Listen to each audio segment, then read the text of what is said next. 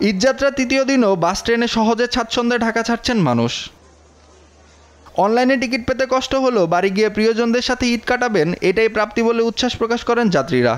ঈদের বাড়ি যাচ্ছি, অনেক এক্সাইটেড, অনেক ভিড়, তার মধ্যে টিকিট পাইছি। কারণ অনেকদিন পরে দেশের বাড়ি যাচ্ছি, সবার সাথে ঈদ করব, আর মানে অনেক এক্সাইটেড আর কি। আলহামদুলিল্লাহ, এই ঈদে অনেক ভালো লাগছে। ওকে, কোথায় যাচ্ছ? দাদু বাড়ি না নানা বাড়ি? একই সাথে দাদু বাড়ি আর নানা বাড়ি। ঈদে একটা টিকিট পাওয়া মানে ঈদের চাঁদ হাতে পাওয়া সমতুল্য। অনেক খাটগোট পুরাই টিকিট পেতে হয়, টিকিট পাইছি, বাড়ি যাচ্ছি, ভালোই লাগতেছে। যাত্রা আরও সহজ করতে কমলাপুর রেল স্টেশনে নতুন ট্রেন ঢাকার নরসিংদী কমিউটার উদ্বোধন করা হয়েছে। এ সময় রেল উপদেষ্টা মোহাম্মদ ফয়জুল কবির খান বলেন, আসন সংকটের চাহিদা অনুযায়ী টিকিটের ব্যবস্থা হচ্ছে না।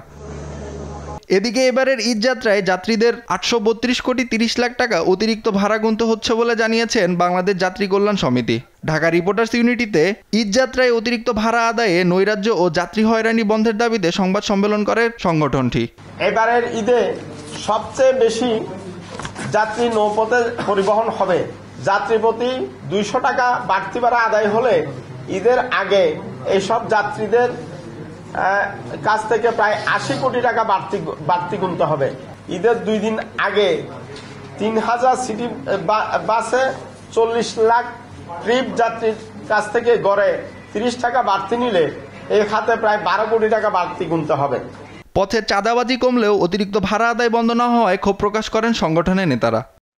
নাইম আফসান, দেশ টিভি, ঢাকা।